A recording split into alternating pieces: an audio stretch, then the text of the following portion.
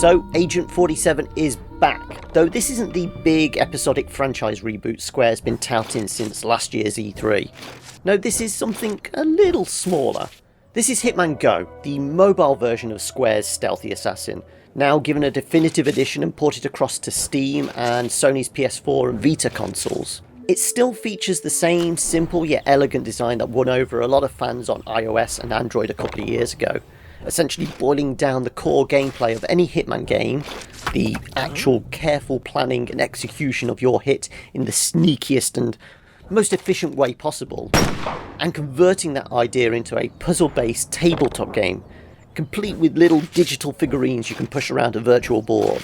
Like any Hitman game, Hitman GO is made up of a series of increasingly harder to complete contracts, with each contract having its own unique game board, some of which are even inspired by previous Hitman titles. As you progress across these boards, you will be introduced to more and more challenging puzzles, new enemies, and even new mechanics, be it hiding in a plant pot or taking down multiple enemies with 47's trusty silver ballers. Though the goal is always the same, to make it to the end, take out the mark, and not die.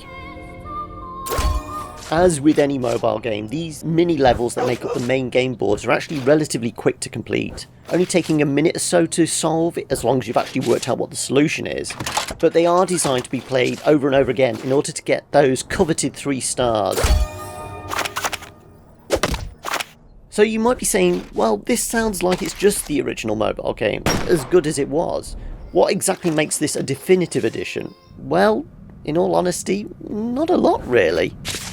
With this version, they've essentially added in some achievements and removed the optional microtransactions that used to be used to buy hints in the mobile version.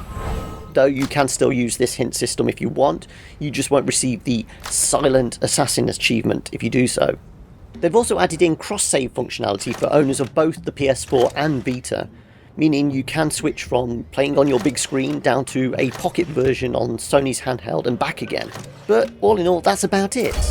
As I said, not a lot, especially as the price has actually increased as well, from $5 for the original on the App Store to now $7.99 for this new definitive version. Though this is probably Square's attempt to negate some of that lost revenue from all those lovely microtransactions. Calling it a definitive edition is probably something of a stretch. It is a good game, with some fantastic little puzzles, and with a really great overall aesthetic. Admittedly, some of the textures do look a little ropey after being blown up from the iPad version up to a bigger screen, and the whole click and drag mouse controls feels a little unnatural, but these are just minor niggles. The cynic in me feels this version is only just coming out now in order to help grab a few headlines and a bit of extra media coverage ahead of the AAA Hitman coming out next month. But regardless of all this, if you're a fan of puzzle games, or if you're just a fan of the franchise, and you've not had a chance to play the mobile version, this is definitely worth checking out. So Hitman GO sneaks in with a fairly lethal 6 out of 8 bits. And if you're after more killer content like this, don't forget to subscribe for more reviews and Let's Play action.